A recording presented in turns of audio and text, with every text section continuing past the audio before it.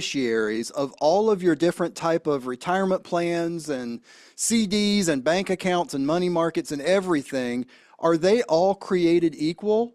What do I mean by that? Well, that's what we're going to discuss. First, if you don't already have a copy of my book, Safe Money Retirement, Your Game Plan for Success, I strongly recommend you get one. It's going to explain why it's so important to make sure your beneficiary forms are up to date, and we're going to discuss that.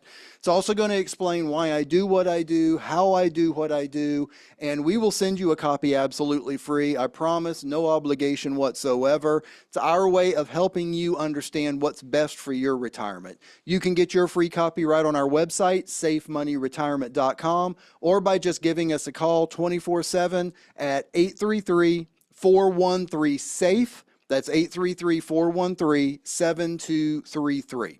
Now, are all beneficiaries created equally? The answer is no, and here's why. Because every beneficiary that's on your list, each one of them has different needs. They've got different ages. They've got different desires. They've got different asset levels. They've got different responsibilities in life. Everything about each one of your beneficiaries is different. So what you've got to do is you've got to determine what's going to be the best way to leave all of your assets when you're gone to your beneficiaries.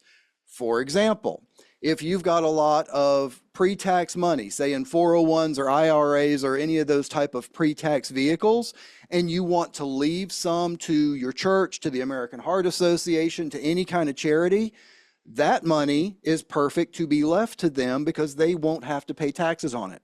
People all the time ask me, how can I get around having to pay tax on all of this pre-tax money I've got? You just heard me say it, and that's pretty much the only legal one that I am aware of, is leaving qualified money, qualified pre-tax money, like what we're talking about in a pre-tax account. You leave that to a charity, they don't have to pay taxes on it. Now, let's turn that around, and let's say you leave $100,000 to a family member. If it's pre-tax, they've got to pay taxes on it, and with the new laws, they've got to have paid taxes on it within 10 years. So at 100,000, that's not really that big of a deal, but what if you've got more? What if you've got a couple of million and you're leaving it to someone? If it's all pre-tax, well, they've got 10 years to take it out. That means they need to take out at least 200,000 a year, which, yeah, that's great. That's a windfall. I mean, there's nothing negative about that. But the negative is now you just kicked their effective tax rate up probably several brackets. People don't think about that. They just think about, oh, well, I'm leaving this money to my grandkids or my son or whatever. You've also got to think about the tax consequences of when they get that. Anything they get that's in a Roth account, completely tax-free.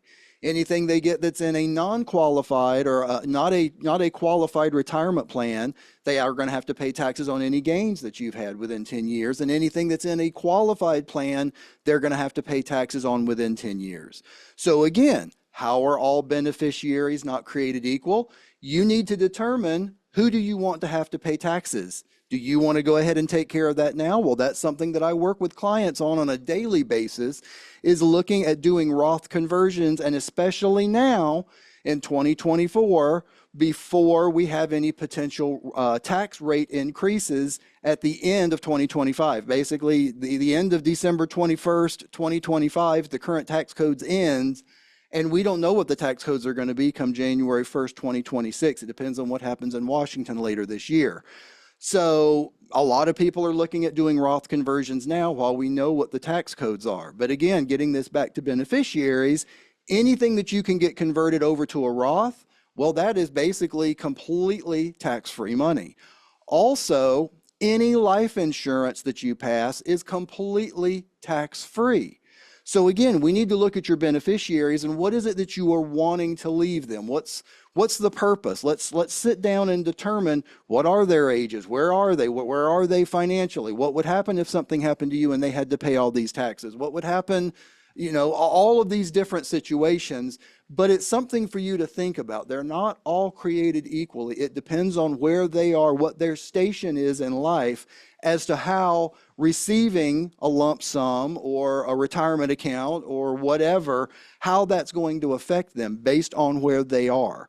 And we can sit down and figure out and plot out. I've actually had clients that said, okay, well, this kid is really smart financially. If they've got 2 kids, this kid's really smart financially, so we can give them this account, and they can do this and do this.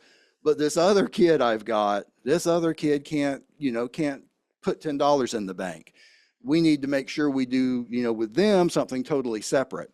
So thinking about those things and making sure those are set up now while you can set them up, so if something happens or when you do pass, your beneficiaries are taken care of in the way that you would want them to be taken care of. So the answer to the question, are all beneficiaries created equal? They absolutely are not. We need to look again at where they are in life. What's their age? What kind of needs do they have? What kind of responsibilities do they have? How responsible are they as well? And make sure that we have got everything set up for you and for your beneficiaries as wisely as possible. Again, so when you're gone, your beneficiaries can benefit from that the absolute most that they can. This is one of the things that one of the kind of off the wall things that I work with my clients on, but it's really important stuff. I mean, think about it. When you leave, if you're leaving a huge amount, if you leave it to one, 20, 30, 40-year-old grandkid, if it's a huge amount, now that just kicked up their tax rate for the next 10 years. And who knows what that's going to kick it up to with the new tax codes coming in. So again, it's all something to consider, and it's something that we can talk about when we chat. And we are looking at specific plans for you and your family to make sure that we have got your beneficiaries in the best position they can be.